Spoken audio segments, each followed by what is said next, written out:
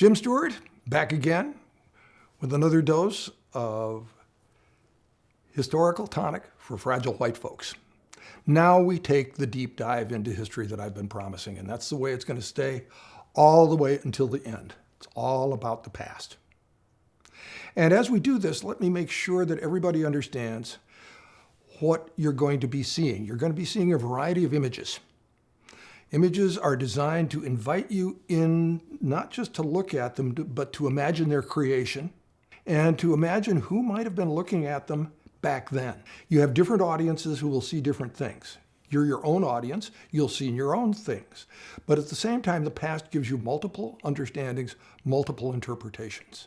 We're moving to exercise that skill around 3 visuals that will be coming up in a few minutes that have to do with the whole problem of what happens to emancipated people at the end of the Civil War.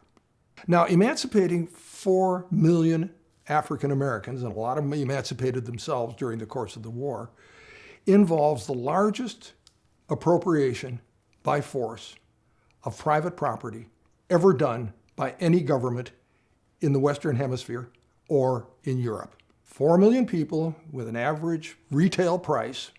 Remember, these are people who used to have a price about the same size as the price tag on a medium-priced Lexus. But these are human beings all throughout who are treated as chattel property up until 1865, and after that are free.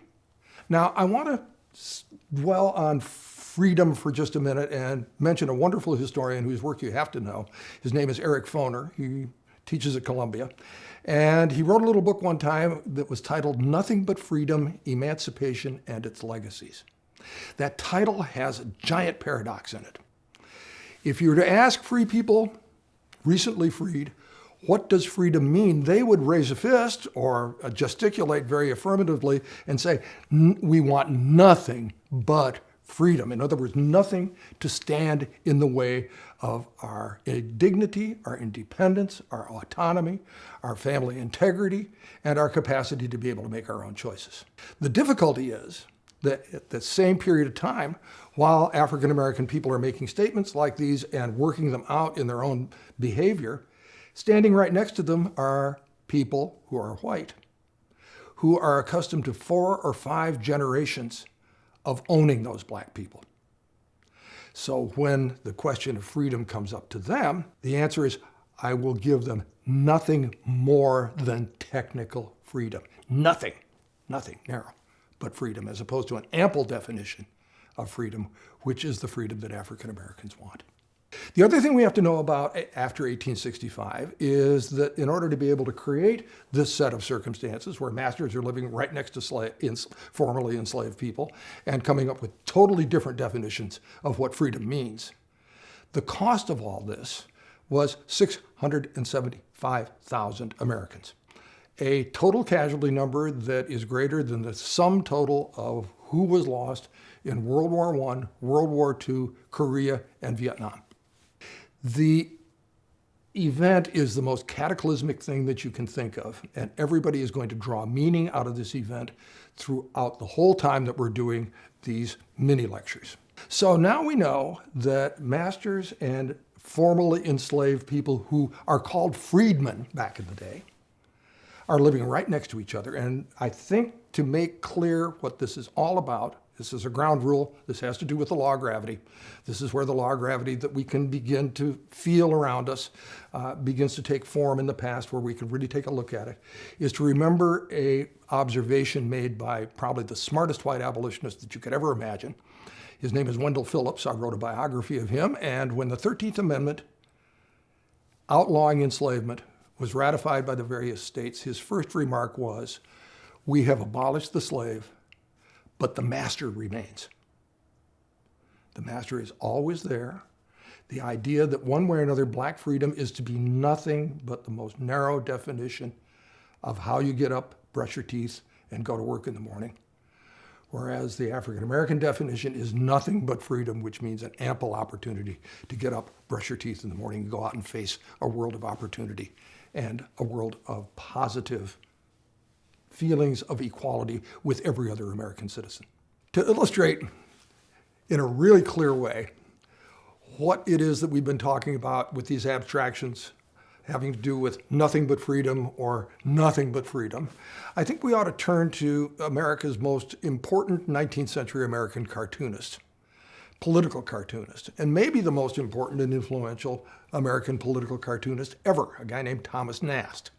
Thomas Nast published his work with Harper's Illustrated Weekly, which is a huge national syndicated magazine. And he had very, very strong views on this question of how ample or how limited freedom should be. There's a very strong feeling at the end of the Civil War on the part of Northerners that losing all of those soldiers, of having all these white families destroyed by death and devastation and maiming and wounding, the tremendous amount of loss that took place has to be justified with some sort of larger moral purpose and victory. And that moral purpose and victory really boiled down to the idea of making sure that freedom was real for African American people. It's one big moment in American history where white folks like Thomas Nast and many others truly do stand up. And you'll see why as we look at the first cartoon. The first cartoon of three that we'll show shows Thomas Nast imagining what it was like when there was slavery, that's on one margin, imagining what it's going to be like now that African American people are free in the South, that's on the other margin. Horrible things are going on with black bodies being maimed and abused and terrible atrocities taking place back in the age of slavery. On the other side is a peaceful, productive countryside with equal, dignified African American citizens doing important work to make the nation make progress. In the center, and this is the most important part, is one African American family, and look what it looks like. Genteel, well-dressed, nuclear, respectable, involved in the same kind of domestic life that anybody would imagine for anybody, no matter who they are. That's Thomas Nast standing up in front of the nation saying, this is what it was, this is what it can become, and these are the people who can make it that way. That's called being a radical Republican who's very pleased that slavery is gone and very much interested in making sure that the price of removing it is worth it as a moral struggle by having African American equality. Here's Thomas Nast saying exactly the same thing again, but in a different way, and moving the target upward towards citizenship. Because there's Lady Liberty. She's the same lady who's going to become the Statue of Liberty a little bit later on. And there she is presenting an African American soldier who may be an amputee. You can't tell quite from the image. And giving a benediction to the soldier and asking the world, why not this man? This is a representation of all the African American people who have joined in to fight courageously for the Union cause. They've proved their citizenship, if that ever needed to be done, over and over again.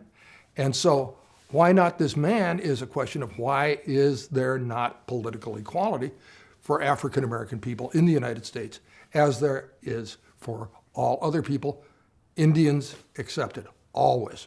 There's a whole nother lecture series to do on that topic some other time, believe me. But there's Thomas Nast, again standing up and making African American people stand up with Lady Liberty. Look at this particular cartoon. Remember my quoting of Wendell Phillips? We've abolished the slave, but the master remains. That master comes from a family that's used to owning, buying, selling, whipping, and exploiting black bodies. Now that those black bodies are no longer owned, the question of how narrow freedom can become is demonstrated by Thomas Nast's objection to the immediate white response in the South to emancipation, which was the creation of the Ku Klux Klan and other terrorist groups that are called, generally speaking, the White League.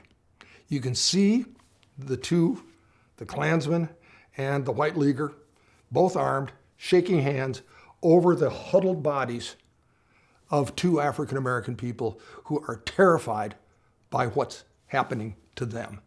And the whole statement that Thomas Nast is making there is one of absolute rage at the idea that the law of gravity in its newest form is being applied in the Deep South to newly emancipated people. So that's Thomas Nast, part one, standing up, being counted, being a white guy who shows up for other white people, in front of other white people, for African American people. That's enough for today's lesson, and we'll see you for the next one.